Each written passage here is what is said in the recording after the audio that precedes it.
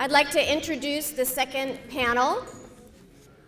So this is our panel on performance and appearance. And I guess if I had to put a frame on this panel relative to the last panel, but as you can see, I mean, putting a frame on this work is very difficult, so I won't try too hard. But I think the idea around interrogating authenticity, the first panel was really sort of thinking about these questions from the inside out.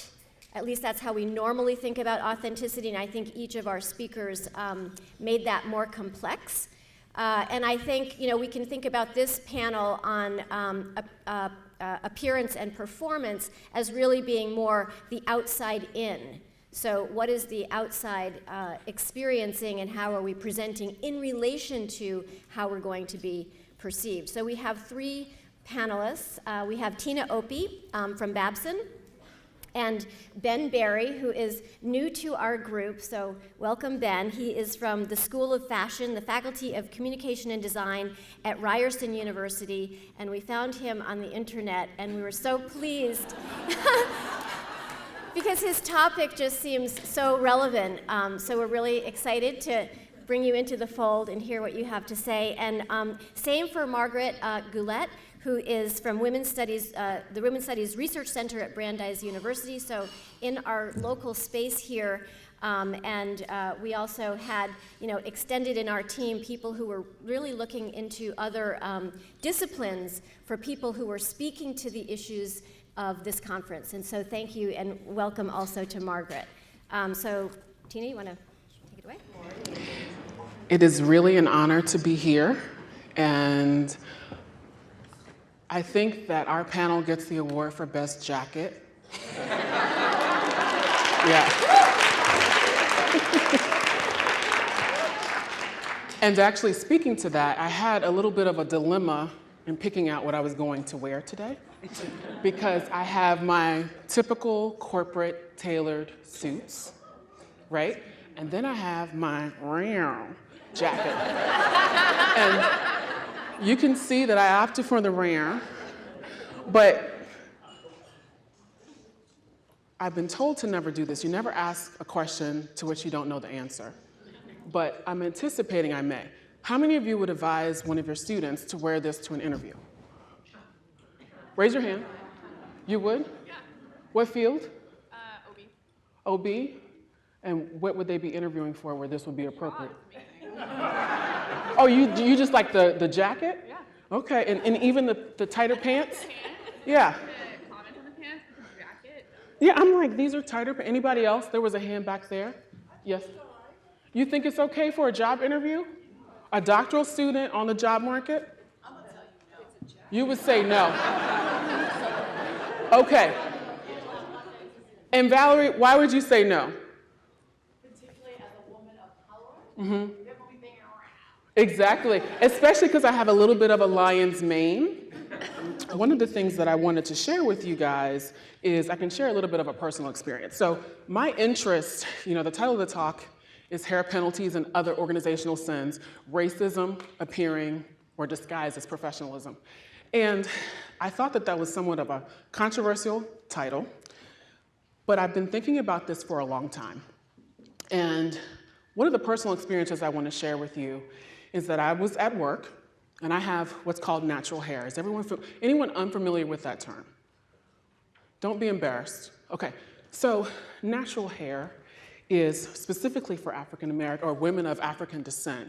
It's when we do not chemically alter our hair, right? So it's curly, right? There's a wide array of hair textures, but this is considered Afrocentric hair texture, okay? So I'm at work, and I have my hair in a natural style, and one of my colleagues, we're talking about professionalism, and she says to me, Tina, you wouldn't wear your hair like that if you were still consulting, would you? And I looked at her in not a very professional way, and I said, wow, that's so interesting that you would ask that question, especially because I have to say my colleague was a white female, and she had shower wet hair. Okay, so it takes a couple of hours to do the hairstyle that I had that particular day. It's called a twist out, if you want to look it up. You can go to I have a hair blog, you can look it up on there. Took a couple of hours. I asked her how long it took her to prepare her hair. She didn't. She just literally stepped out of the shower. I don't even think she put leave-in conditioner in it. She literally just walked out of the shower, rushed to work, and here we were having this conversation. And what was really intriguing to me is that she felt comfortable enough, given the norms, given our notions of what is professional, to sort of chastise me and give me career advice on my hair. And I thought that that was really an interesting and very ripe area of research because I haven't seen it anywhere. When I Googled the word professionalism or looked in the academic literature, nothing much comes up. You see lots about professionalization, right? Which is how nurses come to be credentialed to be a nurse, or lawyers come to be lawyers, or doctors come to be doctors. But I think it's sort of assumed, it's tacit knowledge on what we mean when we say that someone is professional. So this is the reason why I really wanted these slides, and I'm going to come to the back because I really want to see them. It's because if we connect back to the earlier points I was making, and just as Margaret said, how images anesthetize us against the injuries of class, sex, age, right? These images are really central to the arguments that I hope to engage with in our conversation, okay? So I'll just actually move on. So I was sharing with you all the personal experience that I had with my colleague. This is not me, but this is the kind of hairstyle that I had. It's called a twist out. This is her wet hair. All right? And the interesting thing is, though, this is not just something that's personal that happens with me. Recently, and Laura alluded to this in her talk, Maxine Waters is one of the most senior congresswomen, black congresswomen, actually black or white. She's one of the most senior congresswomen right now. Bill O'Reilly made a comment. He was watching her speak, and she was apparently making anti-Trump comments. And he was on Fox News, and they asked him, well, what do you think about her comments? And he said, I can't tell you, I'm distracted by her James Brown wig. Okay?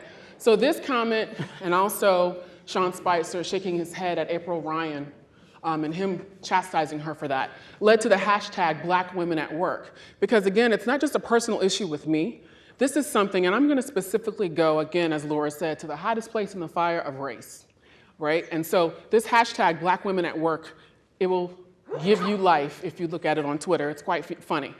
So it shows that these are issues that black women contend with quite a bit, right? Whether it's how we dress, how we wear our hair, how we speak, if we get a little too sassy, if we get angry, we are consistently being judged and penalized for the way that we behave in the workplace. These issues also come out, though, at the institutional level. So I did some research. So some of you may not know that the military bans certain hairstyles. Okay?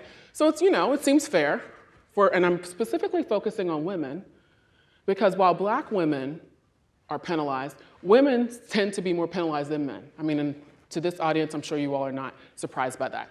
But it seems fair. You can't wear that big old claw clip in your head. How are you going to get your helmet on? Loose, unsecured hair, that makes sense. But wait a minute. Okay, bulks of hair exceeds more than 2 inches from scalp. If I grow my hair for any length, it's going to exceed more than 2 inches from my scalp. But if you look around the room, seriously, just look around the room at each other. Caucasian hair, or hair that's been straightened, does not, right? So right there, we're beginning to see that there's some kind of prejudice or discrimination against different textures of hair. Then we get into styling. So multiple braiding, you can't have more than 2 braids. That makes me a little nervous. My daughter in the summer, every year, gets her hair cornrowed. Those are not considered appropriate. Headband is not plain. Okay, well, I get that, because that's pretty much applicable to everyone. But the twists are not authorized, and nor were a hairstyle called locks. And I'm not going to put anybody on the spot, but there are several women in the room who have locks. Beautiful hairstyle. Ashley has them. Ashley Shelby Rosette, Madupe Akinola, Lex Smith, Valerie Purdy Vines. The other thing I want you to notice is if you look around in the room, many of the African American or black academics in here have what I initially introduced you as natural hair. Not all of us, because it all falls out. That is not true. She said it's because it all falls out during the stress of the tenure process. But so what do we make of this? So the military bans hairstyles, and it's not just in the military though, right? It's also in society. So what was really interesting is there was a brouhaha in the media because when someone Googled the term unprofessional hair at work, these are the images that came up. When she Googled professional hair at work, these are the images that came up. And just in case you didn't get it, here's a comparison side by side. And what do you all notice? What do you notice? The white deviants are also way more extreme. Like, so there's that one white one with pink and everything. So what she's saying, the white deviants, or the white people, the images on the unprofessional side for a white person, she's far deviant. What is that movie? The movie with the Hunger Games. Yeah. She's a character from the Hunger Games. Apparently, her hair is like mine, okay? So if you can't tell, I mean, just look at the images for both of the white women there, and then there are 3 of the white women, extremely deviant. And then you look at the white images, lots of ponytails, chignons, braids. Those are not necessarily the kind of styles that if I don't straighten my hair will not naturally do that at this length. Now, when it gets longer, I can have more opportunity. But I think it's really important. This is what people are seeing when they're looking for career advice, when they're looking for expert assistance in how they prepare for the career. So in terms of what I wanted to do quickly today is ask you all to engage in a conversation with me about how we determine what is and is not professional, right? How do these decisions inform our assessments of fit? Because we talk about fit like it's this positive thing, right? And we'll be at an organization and we'll say, that interview went pretty well, but she just doesn't fit. There's just not polished enough, not quite refined enough. I don't know if she would fit with our culture. Well, I think it's time that we look into exactly what we mean. And I know it's this amorphous, sort of difficult thing. It's like water running through your fingers. You can't name it, but I say we can. And it's racism. Okay, it can be. Valerie, okay? So we're gonna also look at the role of authenticity, and we've talked about that, and we had some experts who look at that, gender and race, okay? And then we'll quickly fly through specific discussions about culture, and then I'm gonna give you lots of pictures of historical examples that illustrate some of the points, and then I'll go through a quick study and some implications. So this was actually surprising to me. This may not have been surprising to you, but when I started doing this work, I was always bothered by this notion of not fitting with culture. Because in my mind, when I was at work and I was told things like, well, you have on a red suit, you can't wear that to the client site, or you need to straighten your hair, or you speak with your hands, you're too ethnic. Those things always bothered me because I felt like I was articulate and professional and good at my job, yet these cultural differences were somehow entering into the conversation and my performance appraisals. It didn't seem fair. So what's interesting is that organizational culture, and this is Laura's work with her husband, it's developed through a dynamic process. So leaders, managers, peers, they bring aspects of their culture into the workplace. Okay, so organizational culture is absolutely influenced by national culture. Okay? And this is just my take on how to visually represent this. Okay? So you have these national cultures of the organizational members. Now, we have red and green, different sizes depending upon your gender or other status symbols that you may have. But the bottom line is what you're seeing is that the majority of the people come from a red place, a red culture. That then feeds into an organizational culture that's going to be overwhelmingly red. Doesn't mean that there's not some green in there, but the red is normative, okay? Given that, the United States has historically, and we all know this, been led by and largely comprised of white, heterosexual, educated men. It's not surprising that many organizational cultures reflect the experiences of those people. And I've listed Bellin and Como, but Ashley and many others in this room have also done work in here. So perceptions of professionalism are influenced by culture. That's sort of the main takeaway. And now, actually, before I go here, what is sort of the pervasive symbol of corporate America, of professionalism? Suit. Okay, I agree with you. Well, okay, again, I keep rewinding. Does anybody know where the suit originated from? Okay, I did not. I'm married to a historian. We talk about all things historical. I had no clue where the suit originated. It originated in Britain, okay?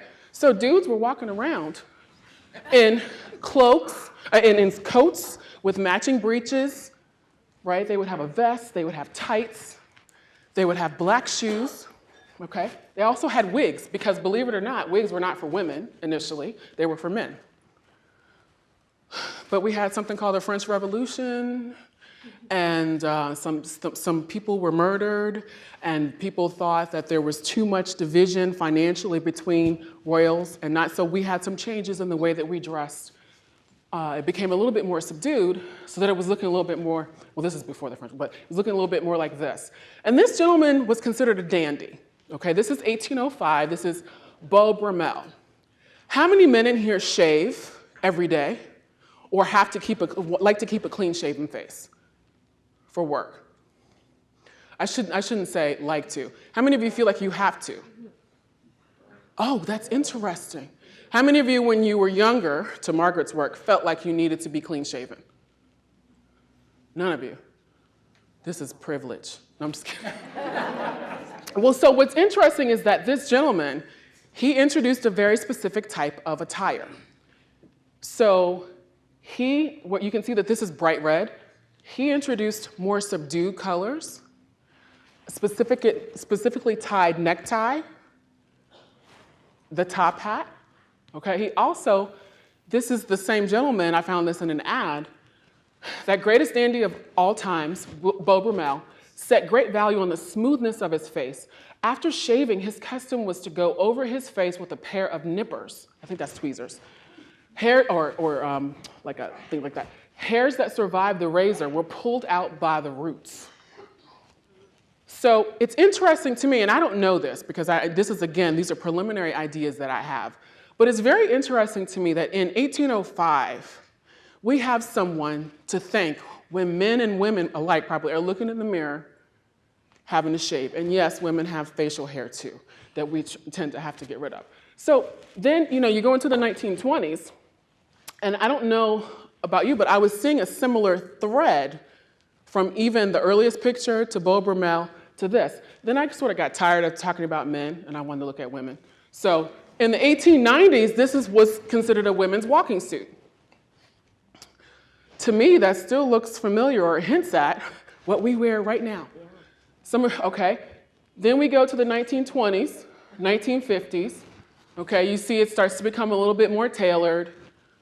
Start to see a few more accessories. Okay. Then they introduce the waist. We get cinched in because we really want to emphasize how small we were. Right? But what do you notice is not there for women? Pants, okay? Because that didn't come until the 1960s through the 90s. So you see sort of that serge suit all the way to the yellow one. And then in the 70s, we were literally trying to be the twins of men. We were trying to look just like men. Can you see that in that second picture? It's a little dark. In the 1980s, we start to venture a little bit more out into feminine attire, but we're still masculine, right? We have a tie, we have the bulkier coat. And then in the 1990s, we start to have longer clothes, bigger shoulder pads, and then we know what's happened in contemporary times. So what does all of this mean? Okay? I'm showing you this history because I was astonished by it. I did not know that, ever. What it made me consider is we take for granted what professionalism is. We don't necessarily know the root of it. And then, now that we know the root, when employers assess employee fit, they may inadvertently be assessing how well employees fit with majority culture, not necessarily how well employees are suited to perform their job. And some of you might say that that's obvious, but it was mind-blowing to me to think about it in that way. What'd you say?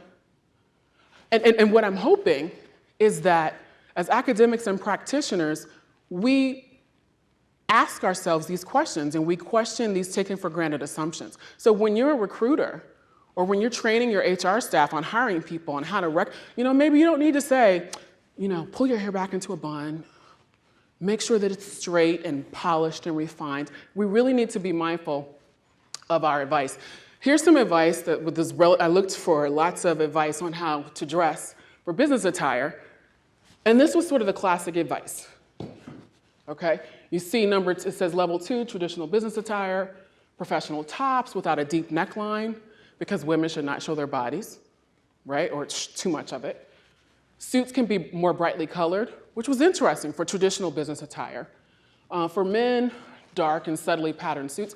But then let's look at the boardroom attire, the boardroom where you're really creative, you're about to go and do war, do business. This is where it gets really serious, right?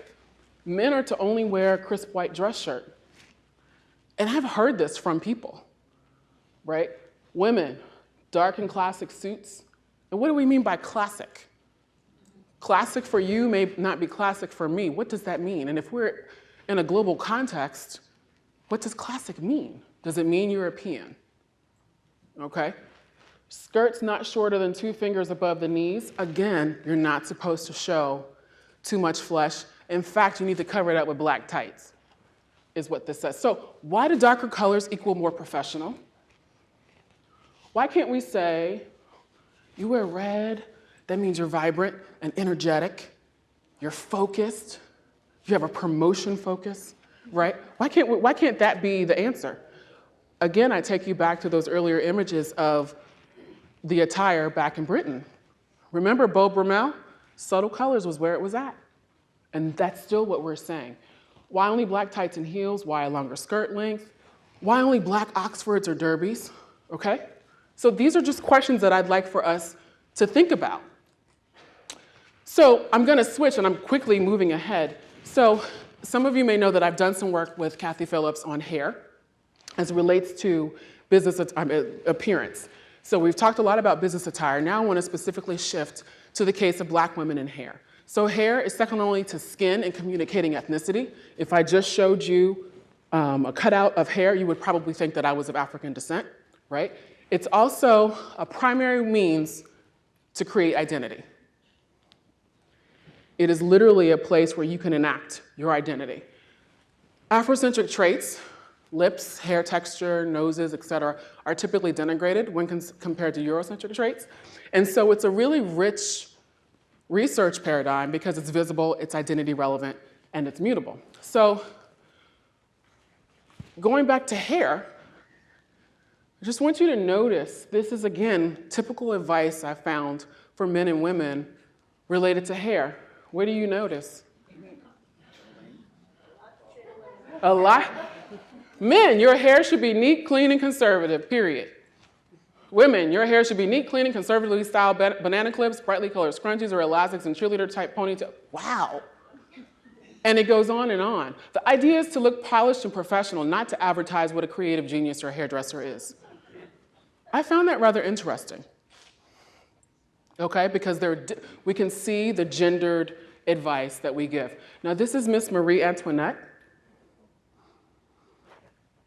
And because I didn't have a lot of time, or knew we wouldn't have a lot of time to go through each of the ages of hairstyle, I'll just simply leave you with this. Do you think that there's any connection between sort of the styling and notions and sensibilities of Britain and Europe and what is and is not acceptable? I've seen that. I've looked at the picture, and it definitely looks like, as with business attire, there is a direct thread or link between professionalism and British culture, Eurocentric culture, okay? If you don't think what do you notice about this image? Anybody brave enough to say? It's Afrocentric hair on white women. Does anybody say that just looks wrong? Does anybody feel like that? So this photographer, India Beale, she did a photo session where she was trying to uproot what we mean by corporate attire and presence. And so it was very successful and led to a lot of conversation specifically about hair. I will quickly go through. These are hair images that we used for a study. And what I want to point out to you is that the bottom line is, let me go. Afrocentric hair was again rated as unprofessional compared to Eurocentric hair, but it was especially by Black people.